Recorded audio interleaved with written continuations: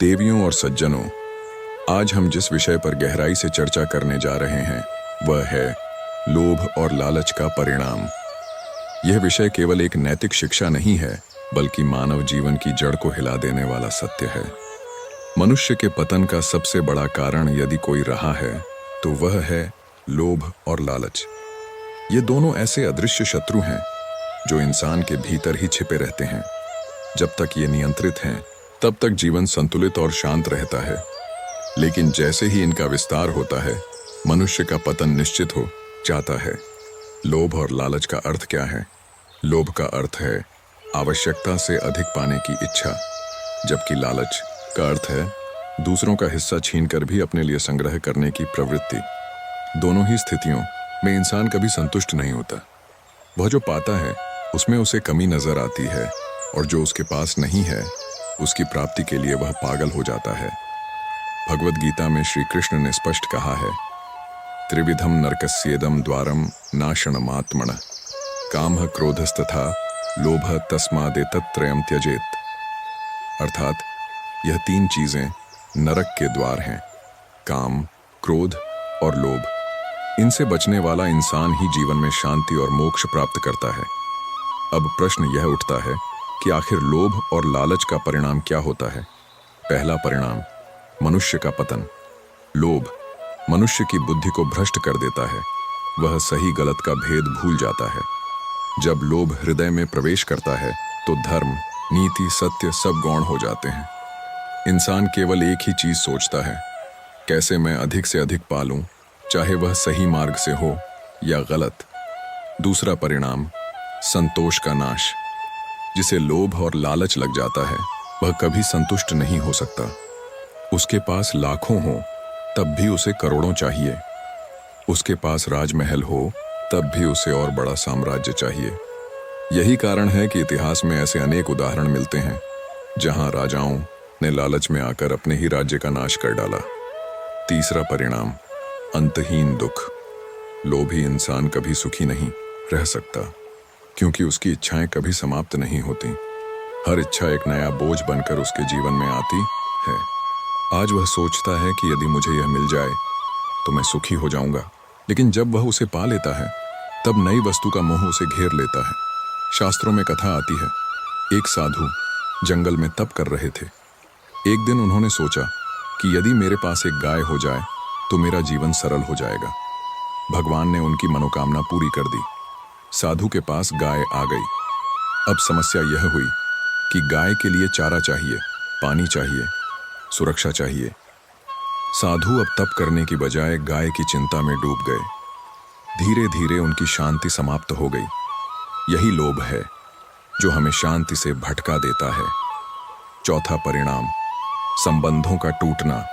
लोभ और लालच केवल व्यक्ति को ही नहीं, बल्कि उसके परिवार, समाज और पूरे राष्ट्र को प्रभावित करता है। भाई भाई का दुश्मन बन जाता है, रिश्तेदार आपस में लड़ने लगते हैं। महाभारत का युद्ध इसका सबसे बड़ा उदाहरण है। दुर्योधन का लालच, हस्तिनापुर के सिंहासन का लोभ ही महाभारत के विनाश का कारण बना। यदि दुर्योधन लोभ त्याग देता तो न कुरुक्षेत्र होता और न ही लाखों लोगों का रक्तपात। पांचवां परिणाम, आध्यात्मिक पतन। लोभ इंसान की आत्मा को अंधकार में धकेल देता है। जब इंसान केवल धन, सत्ता और भौतिक वस्तुओं को पाने के पीछे भागता है तो वह अपने वास्तविक उद्देश्य, आत्मज्ञान को भूल जाता है। आत्मा का सुख संतोष में है, लेकिन लोभ उसे असंतोष में डुबो देता है। दोस्तों, यदि हम आधुनिक समय को देखें तो हमें हर जगह लोभ और लालच की छाया नजर आती है। कोई नौकरी में रिश्वत लेकर लोभ दिखा रहा है, कोई व्यवसाय में धोखा देकर लालच दिखा रहा है, कोई रिश्तों में भी केवल लाभ हानि देखकर व्यवहार कर रहा है। परिणाम क्या होता है? परिवार टूट जाते हैं, मित्रता में दरार आ जाती है और व्यक्ति के भीतर का चयन नष्ट हो जाता है। लोभ और लालच की जड़ क्या है? इसका मूल कारण है अज्ञान। जब इंसान यह भूल जाता है कि यह संसार नश्वर है, सब कुछ क्षणभंगुर है, तब वह संग्रह करने लगता है। लेकिन जो चीज आज है कल नहीं रहेगी। उसके लिए यदि हम अपने जीवन का सारा समय व्यर्थ कर दें तो यह सबसे बड़ी मूर्खता है।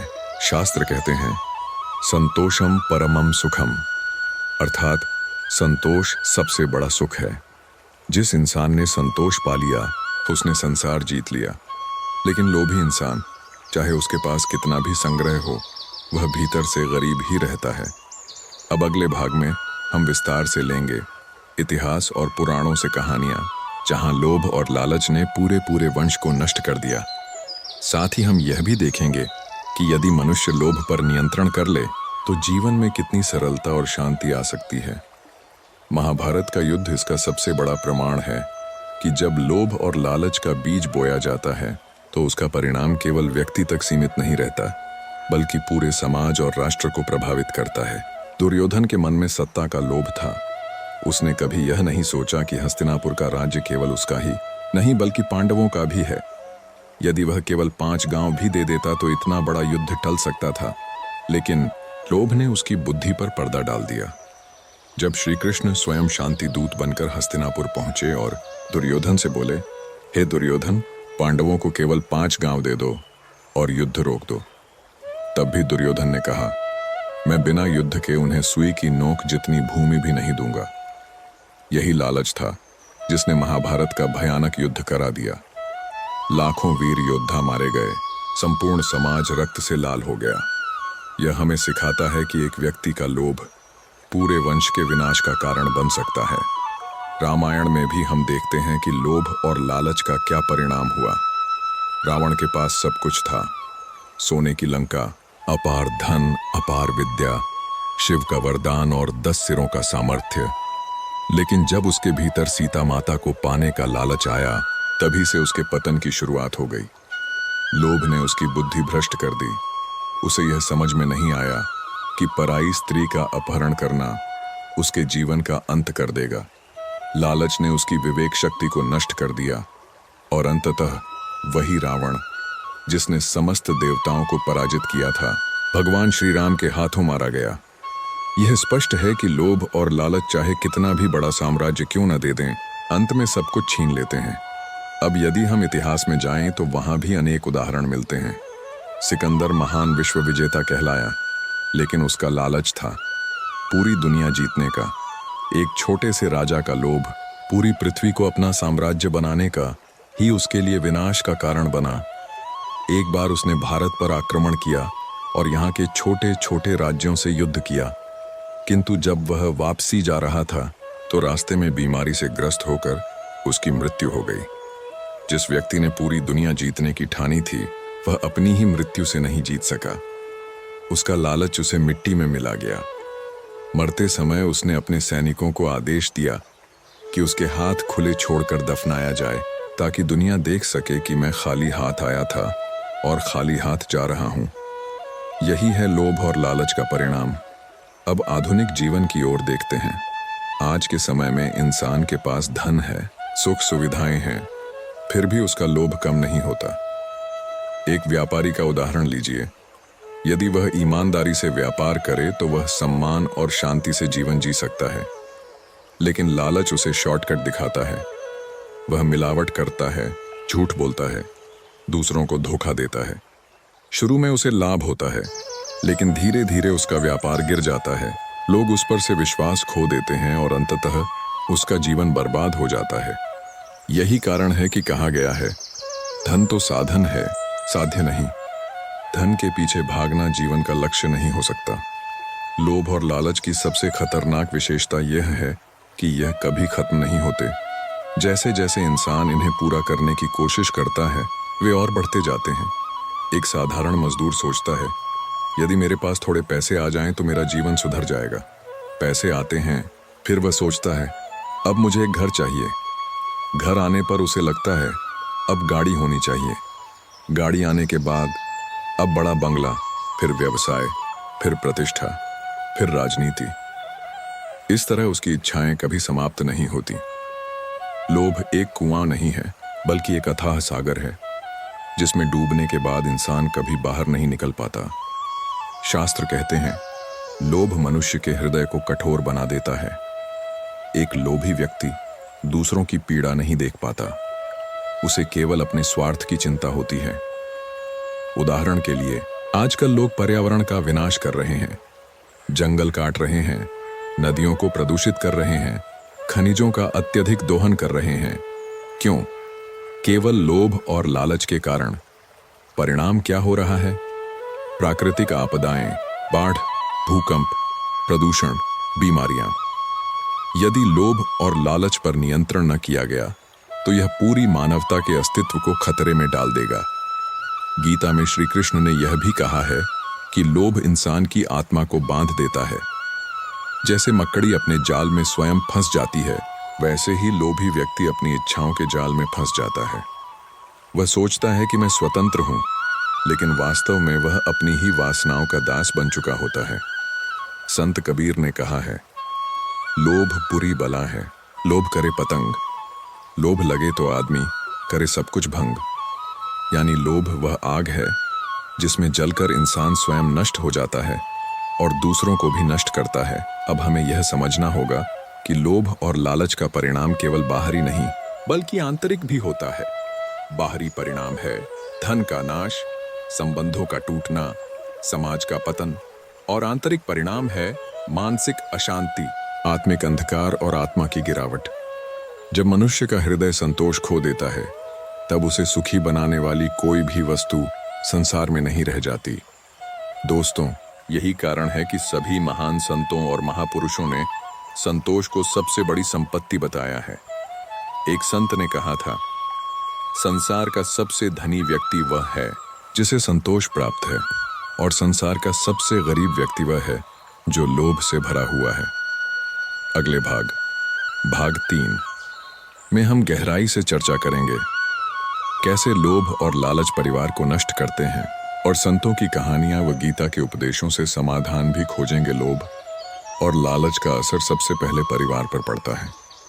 परिवार जो प्रेम, विश्वास और सहयोग पर टिका होता है, उसमें दरारें तब आती हैं जब सदस्य केवल अपने लाभ की सोचने लगते हैं। एक पिता अपने जीवन भर मेहनत करता है और अपनी संतान के लिए धन संपत्ति छोड़ता है, लेकिन जब संतान लोभ के चक्कर में पड़ती है तो वही संपत्ति भाई भाई को दुश्मन बना देती है। कितने ही परिवार आपने देखे होंगे जहां विरासत बांटते समय खून खराबा तक हो जाता है। अदालतों में चल रहे अधिकांश मुकदमे जमीन, जायदाद और धन के बंटवारे से जुड़े होते हैं। यह सब केवल और केवल लोभ का परिणाम है। कभी सोचा है कि माँ बाप ने जो जीवन भर कमाया वह बच्चों के लिए आशीर्वाद बन सकता था, लेकिन वही संपत्ति शाप क्यों बन जाती है? इसका कारण यही है कि जब मनुष्य के भीतर संतोष नहीं होता, तब वह यह सोचता है कि मुझे ज्यादा क्यों न मिले। यह भावना ही रिश्तों की नींव हिला देती है। लोभ केवल संपत्ति बांटता नहीं बल्कि दिलों को भी बांट देता है। महापुरुषों ने कहा है कि लोभ अंधा कर देता है। लोभ के वशीभूत होकर इंसान को अपनी गलती भी गलती नहीं लगती। वह दूसरों का हक छीनकर भी खुद को सही ठहराता है। जैसे दुर्योधन सोचता था कि हस्तिनापुर का सिंहासन मेरा है, जबकि धर्म कहता था कि वह पांडवों का भी अधिकार है। यही अंधापन है, लोभ का अंधापन। संतों की अनेक कथाएं इस बात को स्पष्ट करती हैं। एक बार एक साधु अपने शिष्यों को शिक्षा दे रहे थे। उन्होंने उन्हें एक कथा सुनाई। उन्होंने कहा, एक गांव में 2 मित्र रहते थे। दोनों ने साथ में मेहनत की और खूब धन कमाया। एक मित्र संतोषी था जो कहता था, हमें जितना मिला है उसमें प्रसन्न रहना चाहिए। लेकिन दूसरा मित्र लोभी था। वह कहता, हमें और कमाना है और संग्रह करना है। समय बीतता गया। संतोषी मित्र अपने परिवार के साथ सुखी रहा, जबकि लोभी मित्र ने अपने लोभ में धोखा देना शुरू किया, रिश्वत लेने लगा और अंततः पकड़ा गया। उसका परिवार टूट गया और उसका धन भी छिन गया। जो संतोषी था उसने भले ही कम कमाया, परंतु उसका मन शांत रहा और परिवार सुरक्षित रहा। यह कथा हमें बताती है कि लोभ केवल धन नहीं छीनता, बल्कि जीवन की शांति और परिवार की सुरक्षा भी छीन लेता है। गीता में भगवान श्री कृष्ण ने अर्जुन से कहा था, लोभ न केवल इंद्रियों को भटकाता है बल्कि बुद्धि को भी भ्रष्ट कर देता है। जब बुद्धि भ्रष्ट हो जाती है तो इंसान सही और गलत का भेद खो देता है। यही कारण है कि लोभी व्यक्ति को बार बार पाप की ओर झुकते हुए देखा जाता है। आज के समाज की यदि हम बात करें तो राजनीति इसका सबसे बड़ा उदाहरण है। राजनेता जनसेवा का संकल्प लेकर राजनीति में प्रवेश करते हैं, लेकिन जब सत्ता और धन का लोभ उन्हें घेर लेता है तब वे सेवा को भूल जाते हैं और केवल अपने परिवार और स्वार्थ के लिए कार्य करने लगते हैं। परिणाम स्वरूप भ्रष्टाचार बढ़ता है, गरीब और गरीब होता जाता है और अमीर। यही लोभ का असर है कि पूरे समाज की व्यवस्था असंतुलित हो जाती है। अब यदि हम गहराई से सोचें तो पाएंगे कि लोभ और लालच केवल बाहरी चीजों तक सीमित नहीं, बल्कि मनुष्य की आत्मा को भी कैद कर लेते हैं। जब इंसान लोभ में होता है तब वह लगातार भविष्य की चिंता करता है। कल मेरे पास क्या होगा और चाहिए, अगर ये चीज हाथ से निकल गई तो। इस प्रकार उसका वर्तमान भी नष्ट हो जाता है। वह जो आज के सुख हैं उनका आनंद भी नहीं ले पाता। संतोषी व्यक्ति के पास भले ही कम साधन हो, लेकिन वह उनका भरपूर आनंद उठाता है, जबकि लोभी व्यक्ति के पास बहुत कुछ होते हुए भी वह भीतर से खाली महसूस करता है। रामकृष्ण परमहंस ने कहा था, लोभी व्यक्ति का मन कभी स्थिर नहीं होता, वह हमेशा भागता रहता है, कभी इधर तो कभी उधर। जैसे बंदर एक डाल से दूसरी डाल पर कूदता है, वैसे ही लोभी इंसान की बुद्धि कभी स्थिर नहीं रहती। यही कारण है कि लोभी व्यक्ति को कभी शांति नहीं मिलती। आध्यात्मिक दृष्टि से देखें तो लोभ और लालच आत्मा को पाप के बंधन में डालते हैं। जब इंसान बार बार लोभ करता है तो वह पाप कर्म करता है।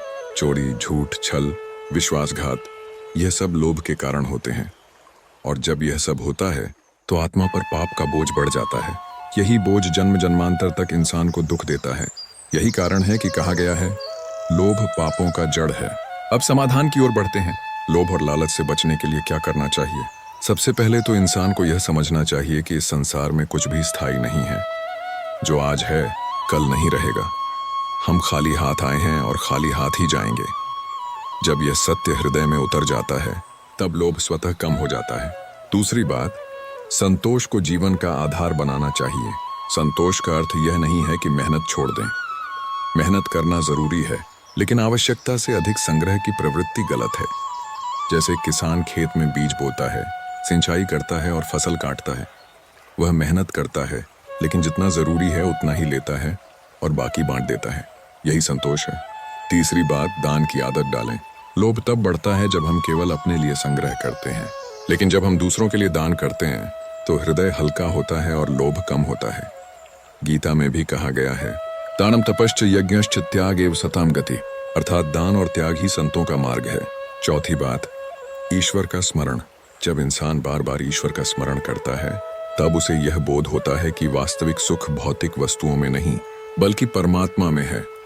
जब यह अनुभूति आती है तो लोभ अपने आप छूट जाता है। दोस्तों, लोभ और लालच का परिणाम चाहे इतिहास हो, पुराण हो या आधुनिक समाज, हर जगह विनाशकारी ही रहा है। यह आग है जो जलाती है, यह जहर है जो आत्मा को मारता है। लेकिन यदि हम संतोष, दान और ईश्वर भक्ति को जीवन में उतार लें तो यही जीवन आनंदमय और शांतिमय हो सकता है। अगले भाग 4 में हम विस्तार से जानेंगे लोभ और लालच से मुक्त जीवन के फायदे क्या हैं और महान संतों ने इस विषय पर कौन कौन से प्रेरणादायक प्रसंग सुनाए हैं। जीवन में जब लोभ और लालच का त्याग होता है तब इंसान को एक नया अनुभव मिलता है, शांति, संतोष और सच्चा सुख। लेकिन जब तक लोभ और लालच हृदय में जकड़े रहते हैं तब तक ये सुख मिलना असंभव है। अब हमें यह समझना होगा कि लोभ और लालच से मुक्त जीवन के फायदे क्या हैं और यह क्यों जरूरी है। पहला लाभ, मानसिक शांति। लोभी व्यक्ति हमेशा चिंता में रहता है। उसे यह डर सताता है कि कहीं मेरा धन चोरी न हो जाए, कहीं मेरी संपत्ति छिन न जाए, कहीं मुझे और अधिक न मिल जाए। यह चिंता उसकी नींद छीन लेती है। लेकिन जब इंसान लोभ से मुक्त होता है तब उसका मन शांत रहता है। उसके पास जितना है वह उसमें प्रसन्न रहता है। वह रात को चैन की नींद सो सकता है। यही मानसिक शांति है जो करोड़ों रुपयों से भी खरीदी नहीं जा सकती। दूसरा लाभ, संबंधों में मजबूती। लोभ और लालच परिवार को तोड़ते हैं, जबकि संतोष और त्याग परिवार को जोड़ते हैं। जब परिवार के सदस्य ये सोचते हैं कि हमें एक दूसरे का भला करना है, न कि केवल अपना, तब रिश्ते मजबूत होते हैं। भाई भाई दुश्मन नहीं बल्कि सच्चे साथी बन जाते हैं। माता पिता की सेवा होती है और संतान भी कर्तव्य निभाती है। इस तरह पूरा परिवार सुखी और संपन्न होता है। तीसरा लाभ, आध्यात्मिक उन्नति। आध्यात्मिक मार्ग पर चलने के लिए मन का शांत होना जरूरी है। यदि मन में लोभ और लालच है तो ध्यान नहीं लग सकता। भक्ति और साधना असंभव हो जाती है। लेकिन जब इंसान लोभ से मुक्त होता है तब उसका मन एकाग्र होता है। वह ध्यान कर सकता है, भक्ति कर सकता है और आत्मा के सच्चे सुख को अनुभव कर सकता है। यही कारण है कि संतों ने कहा, भक्ति का पहला शत्रु लोभ है। चौथा लाभ, सामाजिक सम्मान। लोभी व्यक्ति चाहे जितना भी अमीर हो, समाज में उसका आदर नहीं होता। लोग उसके धन से डर सकते हैं, लेकिन दिल से उसका सम्मान नहीं करते। जबकि संतोषी और दानी व्यक्ति को समाज आदर देता है। उसके घर के सामने लोग सिर झुकाते हैं, उसका नाम पीढ़ियों तक याद किया जाता है। पांचवा लाभ, धन का सही उपयोग। लोभी व्यक्ति केवल धन संग्रह करता है, परंतु संतोषी और दानी व्यक्ति धन का उपयोग समाज के हित में करता है।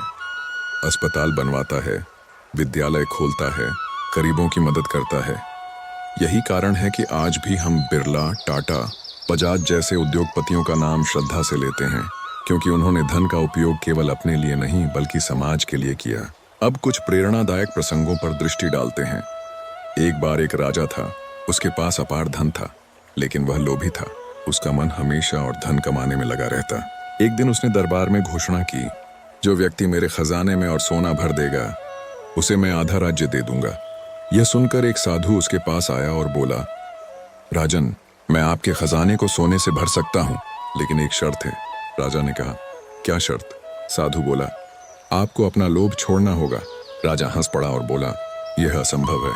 तब साधु ने कहा, तो समझ लो कि आपका खजाना कभी पूरा नहीं होगा, क्योंकि लोभ तो ऐसा गड्ढा है जो कभी भरता नहीं। यह सुनकर राजा की आंखें खुलीं और उसने समझ लिया कि असली खजाना लोभ छोड़ने में है। एक और प्रसंग आता है अकबर और बीरबल का। एक बार अकबर ने बीरबल से पूछा, बीरबल, दुनिया का सबसे बड़ा रोग कौन सा है?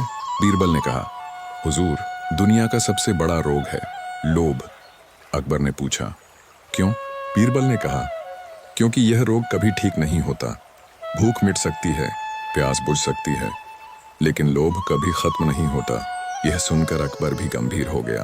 अब हमें यह समझना होगा कि लोभ और लालच का परिणाम केवल व्यक्तिगत जीवन तक सीमित नहीं है, बल्कि इसका असर पीढ़ियों तक पहुंचता है। यदि पिता लोभी है तो उसका प्रभाव संतान पर भी पड़ता है। संतान भी वही आदतें अपनाती है।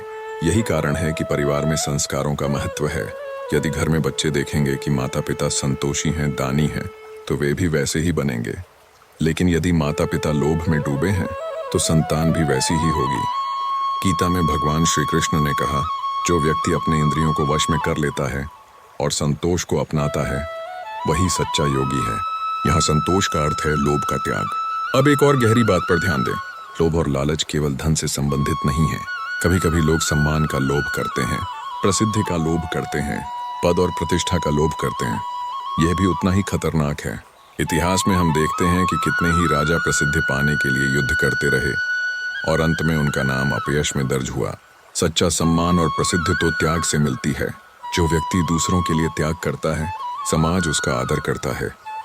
यही कारण है कि भगवान राम का नाम आज भी लिया जाता है, क्योंकि उन्होंने लोभ नहीं किया बल्कि त्याग किया। उन्होंने पिता की आज्ञा का पालन करने के लिए राज सिंहासन छोड़ दिया और वनवास चले गए। यही त्याग उन्हें मर्यादा पुरुषोत्तम बनाता है। अब यदि हम आधुनिक जीवन में यह शिक्षा अपनाएं तो जीवन कितना सरल और सुखी हो सकता है। आज की दुनिया में हर कोई दौड़ रहा है, अधिक पैसे, अधिक शोहरत, अधिक सुख सुविधाएं पाने के लिए। लेकिन जो व्यक्ति कहता है, मुझे जितना मिला है उसमें मैं संतुष्ट हूँ, वही सबसे सुखी है। दोस्तों, लोभ और लालच का परिणाम सदैव विनाशकारी रहा है, लेकिन संतोष और त्याग का परिणाम सदैव सुखदायी है। यही कारण है कि सभी शास्त्रों और संतों ने एक ही संदेश दिया, लोभ छोड़ो, संतोष अपनाओ।